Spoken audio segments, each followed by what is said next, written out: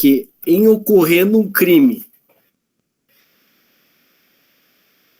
né, no estrangeiro, e porventura o estado o estado onde ocorreu o crime não processar e julgar, ou seja, ele ficar inerte, né, o Brasil subsidiariamente vai acabar processando e julgando essa pessoa. Tá?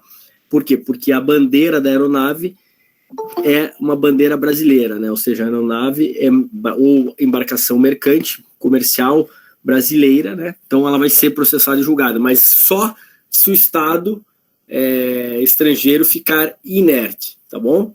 Tá? E daí nós falamos que a extraterritorialidade, que é nada mais do que o Brasil processando e julgando crimes que ocorreram no estrangeiro, né? É uma exceção, tá? Ela pode ser incondicionada, condicionada ou hipercondicionada. Nós vamos ver agora essas espécies aqui, tá? Essa divisão a gente vai começar a analisar cada uma delas, tá? Começando pela extraterritorialidade incondicionada, tá certo? Deixa eu apagar aqui esse material daí.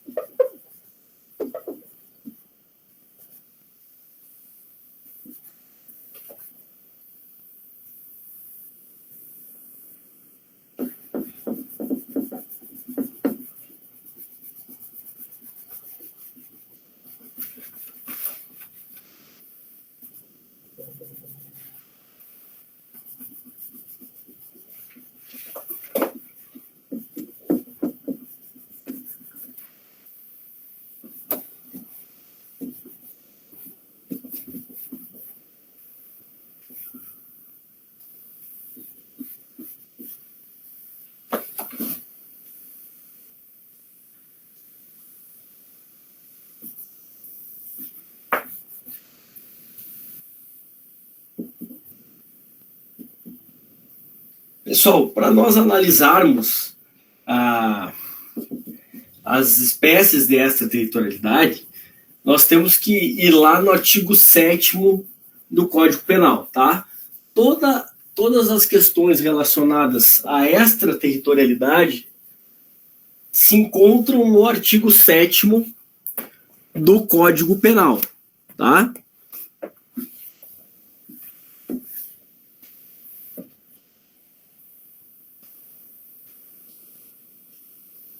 Por isso que, nesse caso específico das extraterritorialidades, nós vamos trabalhar analisando o próprio artigo. Tá? Uma coisa que a gente eu não faço comumente. Nesse caso, a gente vai analisar por quê? Porque todas as hipóteses estão dentro do artigo 7º. Tá? As hipóteses, claro que as hipóteses relacionadas de uma maneira geral, né? Podem ter leis específicas que venham a tratar de uma extraterritorialidade também. Nós vamos ver que tem uma lei que trata também da extraterritorialidade, tá? Então vamos começar, pessoal, com a extraterritorialidade incondicionada.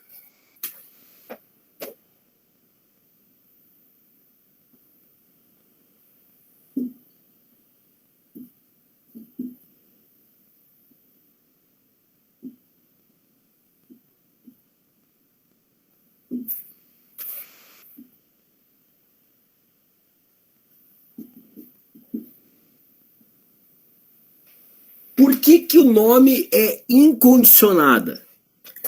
Porque se aplica nesses casos previstos, tá, no artigo 7º, inciso 1, tá, inciso 1, aplica-se a lei penal brasileira, né, o crime será processado e julgado segundo a lei penal brasileira, independentemente de qualquer condição,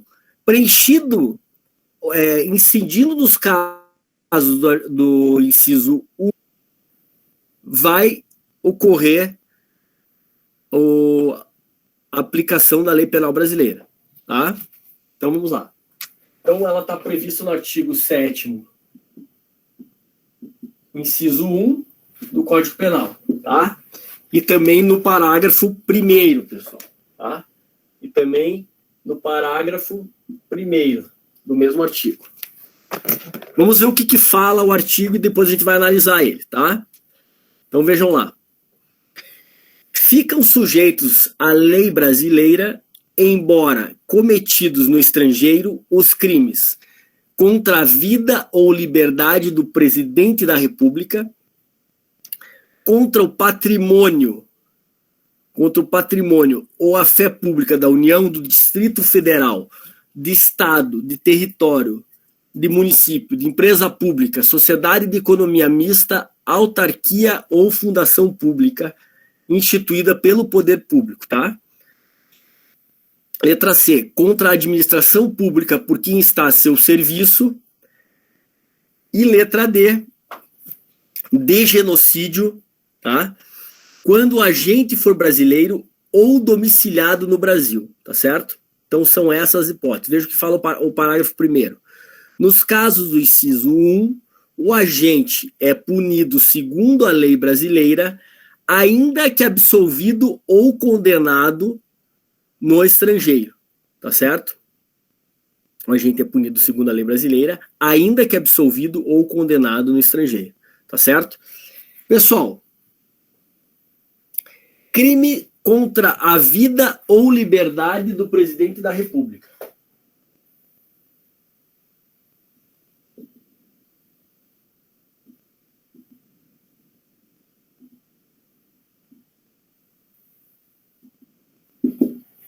Do presidente da República. Aqui, visivelmente, né, pessoal, está se tentando proteger, né, o representante máximo, né, do nosso Estado, né? Então, o presidente, pela figura que ele representa, caso sofra qualquer tipo de crime contra a sua vida ou contra a sua liberdade, o crime será punido segundo a lei penal brasileira, tá? E qual que é o princípio aqui, que a gente já viu os princípios? O princípio aplicado aqui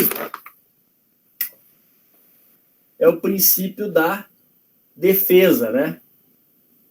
Princípio da defesa, tá? Princípio da defesa, tá?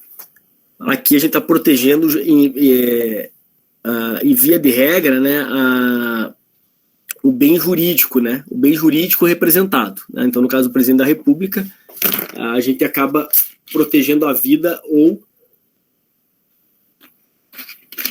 a liberdade dele, tá? E a segunda hipótese? A segunda hipótese a gente já tinha visto também, né? Crime contra patrimônio ou a fé pública.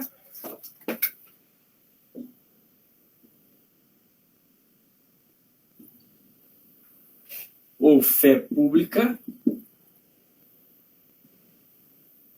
Daqueles diversos entes, né? União, Estado, né?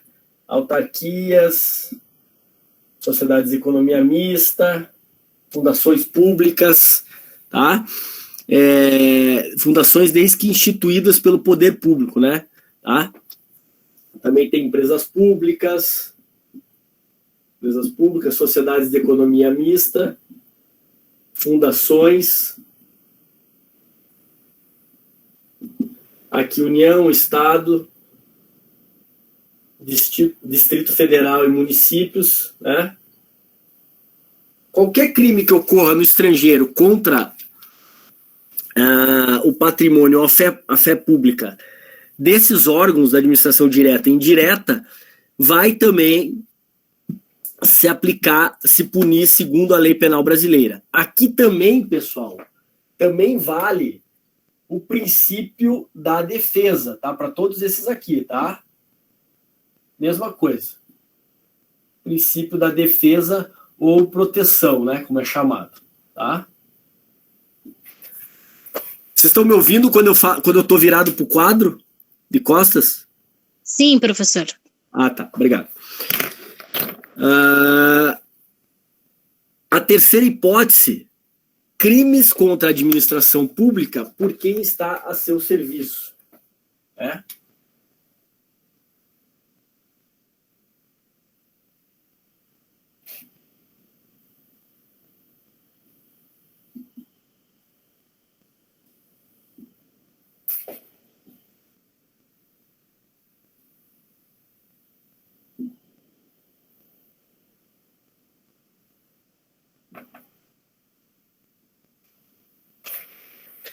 Então, aqui é o caso de um sujeito que trabalha na administração pública brasileira, né, que pratique algum crime estando a seu serviço, né, no exterior. Tá? Então, ele está a serviço da União, do Estado, do município, lá no estrangeiro, e acaba praticando um determinado crime. Tá? Então, ele vai ser julgado segundo a lei penal brasileira também, tá certo? Também aqui aplica-se o princípio da defesa, tá, pessoal? O princípio da defesa também, tá? Então, as três primeiras hipóteses, a gente está tratando do princípio da defesa ou proteção, tá? Que a gente já viu, né? E a quarta hipótese, crime de genocídio.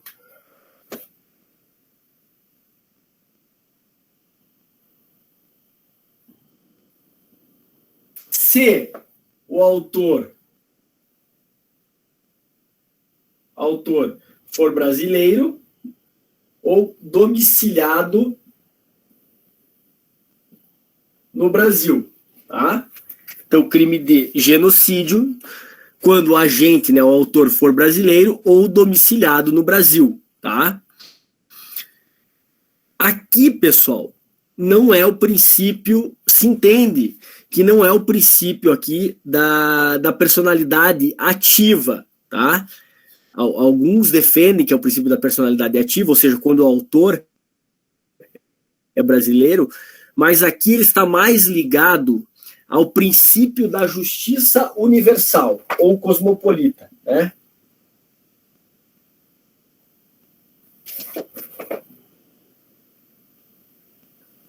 Que significa justamente aqueles crimes mais graves que existe uma cooperação internacional para reprimir, para repressão desses crimes, repressão e punição, né?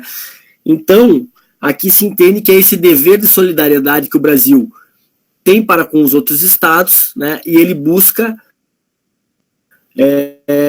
atuar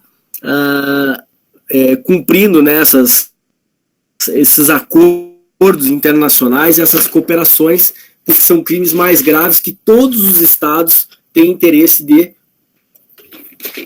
punir, tá? Tranquilo? Então, assim, ó, em relação a essa territorialidade incondicionada, essas são as hipóteses. A gente viu que não precisa nenhum preenchimento de nenhum requisito, certo? Basta ocorrer o crime no estrangeiro relacionados aos bens e pessoas previstas nesse inciso 1, né, para que o Brasil atue, tá? Para que incida a lei penal brasileira. Tá? Entendam que, só para efeitos de compreensão, não interessa se o outro estado vai julgar ou não, tá? Não interessa se o outro estado está processando. Ou se o Brasil vai julgar, o outro estado não vai julgar, não interessa. O Brasil vai julgar. Como vai proceder o outro estado, para efeitos de aplicação da lei penal brasileira, não interessa. Ele vai, de qualquer forma, ser julgado, processado e julgado pela lei penal brasileira, tá? Tranquilo até aqui? Pessoal, o artigo 8º fala o seguinte, vamos ver o que fala o artigo 8º do Código Penal. A pena cumprida no estrangeiro atenua a pena imposta no Brasil pelo mesmo crime, pelo mesmo crime quando diversas, ou nela é computada quando idênticas, tá?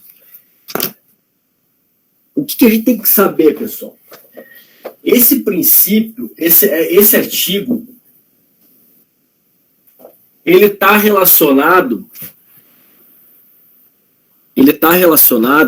tá, à vedação do bis in idem, né? O que significa isso? Que o sujeito não pode ser, teoricamente, o sujeito não pode ser julgado, processado e julgado pela prática do mesmo crime, certo? Tá? Só que no caso do estrangeiro, quando o crime é praticado no estrangeiro, a verdade é que ele pode, né? Ele pode, tá, ser julgado, processado e julgado. E por isso que existe o artigo 8º. Tá? É por isso que existe o artigo 8º. Porque o artigo 8º fala exatamente isso. Olha, ele pode ser processado e julgado no estrangeiro e pode ser processado e julgado no Brasil. Mas ele não pode cumprir duas penas na sua integralidade. Tá certo? É isso que esse artigo está dizendo. Então ele pode ser processado e julgado, tá? Mas ele não pode cumprir duas penas na sua integralidade, tá? Então a vedação ao bis in idem, ela se aplica, via de regra, a crimes praticados no Brasil. Então, se o sujeito praticar um crime no Brasil, ele não pode ser processado e julgado duas vezes pelo mesmo crime, tá? Isso é o princípio da vedação ao bis in idem, tá? Mas com os crimes praticados no estrangeiro, isso pode ocorrer. Por quê? Porque o Brasil vai processar e julgar e ele não quer saber o que o outro país está fazendo, entendeu? Ele vai processar e julgar quando forem os casos de extraterritorialidade incondicionada, tá? Então, nos casos de extraterritorialidade incondicionada, tá? Digamos que ele teve dois julgamentos. Um no Brasil e um no exterior. Tá? Ele teve dois julgamentos. Um no Brasil e um no exterior. Certo? Tá? Então o que a gente sabe? Que se fosse no Brasil, ele não poderia ter dois julgamentos. Tá? Vedação ao bis in idem. Mas no exterior, ele pode ter o julgamento. E pode ter o julgamento no Brasil. Certo? E daí o que acontece? Ele teve uma pena no Brasil e uma pena no estrangeiro, certo? Vamos imaginar que isso aconteceu. Ele teve uma pena no Brasil e uma pena no estrangeiro. O que fala o artigo 8º? O artigo 8º fala o seguinte: olha, se ele for condenado no estrangeiro e condenado no Brasil, tá? Se as penas forem iguais, vamos ler de novo o artigo, ó, só para a gente não perder o fio da meada. Ó, se ele cumpriu um pedaço da pena no estrangeiro, certo? E a pena for igual, nela é computada, certo? Então, digamos que ele foi condenado no Brasil, ele foi condenado a 8 anos de prisão. E no estrangeiro, ele foi condenado a 8 anos de reclusão. E no estrangeiro, ele foi condenado a 4 anos de reclusão. Tá certo? 4 anos de reclusão. Tá? Ó, vejam que as penas são idênticas, né? Reclusão e reclusão. Pena privativa de liberdade e pena privativa de liberdade, certo? Ele foi condenado nas duas, tá? Aí o que ele faz aqui? Ele cumpriu os 4 anos de reclusão no estrangeiro e veio para o Brasil. Quando ele chegou no Brasil, ele tinha uma condenação de 8 anos para cumprir, certo? Mas ele já tinha cumprido 4 Daí o que o artigo 8º fala? Não, então aqui você pega e faz menos 4 anos que ele cumpriu lá. Então ele só tem mais 4 anos para cumprir. Tá certo? Ou seja, vai cumprir a pena do Brasil. Professor, exatamente. E se ele cumpriu os 8 anos aqui, ele deixa de cumprir os 4 lá? Veja, a gente não sabe como é que os outros países lidam com a situação. A gente só sabe como é que a gente lida com a situação. Entendeu? Uhum. O que eu estou falando é o seguinte: se ele vier para o Brasil e tiver cumprido uma pena no exterior, essa pena vai ser computada, tá? Se elas são idênticas. Agora, se ele cumpriu 8 anos aqui e foi para o estrangeiro, eu não sei como é que o estrangeiro vai lidar. Entendeu? Entendi. E também não interessa muito, né? O que interessa é aqui. Exatamente, para nós não interessa para ele, né? Ele que vai ter que ver como é que ele vai fazer. Eu recomendaria ele avaliar antes de ir para o estrangeiro, né? Eu recomendaria ele avaliar antes de fazer o crime. Seria melhor, né? Com certeza. Mas entenderam? As penas são idênticas, pelo artigo vai atenuar a pena, certo?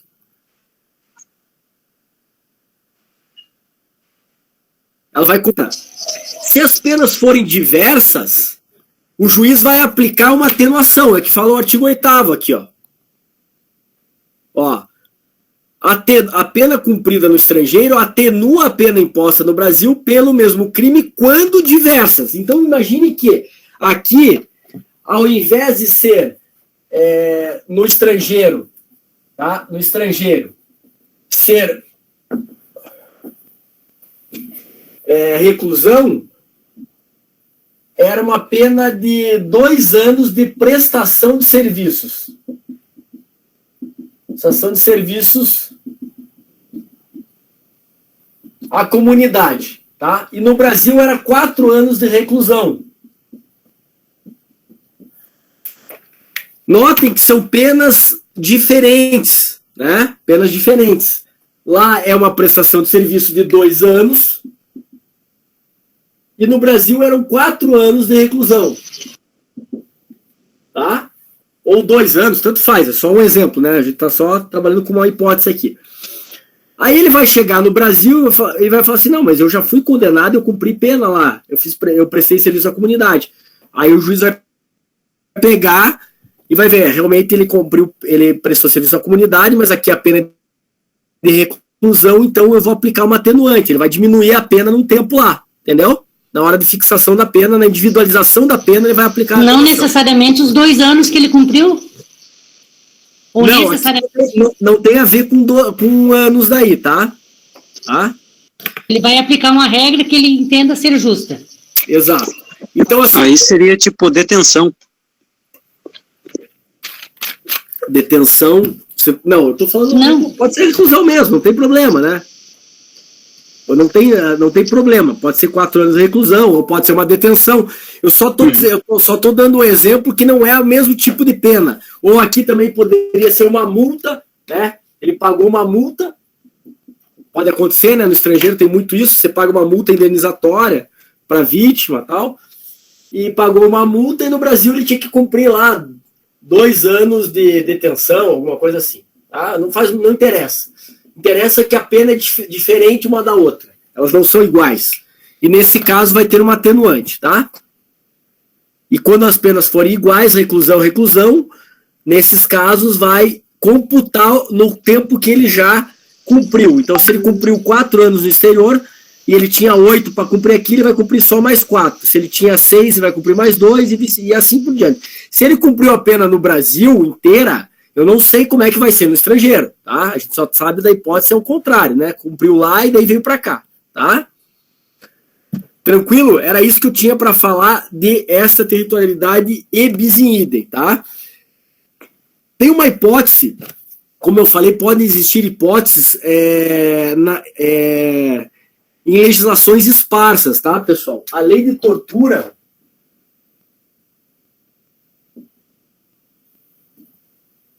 que é a Lei 9455 de 97, ela prevê no seu artigo 2º uma hipótese dessa territorialidade, ó, quer ver? Ó, o que fala a lei de tortura. Qual é o artigo, professor? É o artigo 2º. Artigo 2º. O disposto na lei aplica-se a crime não tenha sido cometido em território nacional. Aqui está esta territorialidade, ó. Sendo a vítima brasileira ou encontrando-se o agente em local sob jurisdição brasileira. O que ele falou aqui, ó? Então, aplica-se a lei brasileira quando a tortura for praticada contra um brasileiro, a vítima for brasileira, né? Então vai ser julgado aqui, tá? Ou, né, barra, encontrando-se o agente, que foi o autor do crime, né, em local sob a jurisdição brasileira, tá? Então, se ele estiver em território brasileiro, daí ele vai ser julgado, tá? Tranquilo, pessoal? Essa é uma hipótese prevista em legislação extravagante, né? Só para a gente ter uma noção que tem leis que podem prever isso daí também, tá? Vamos falar agora, então, da extraterritorialidade condicionada. A gente já falou da incondicionada. Vamos falar agora da extraterritorialidade condicionada, tá? Professor. Oi. É só uma dúvida que surgiu aqui. Jurisdição brasileira. Se aplica também na extensão do território, em navios, embarcações, etc.?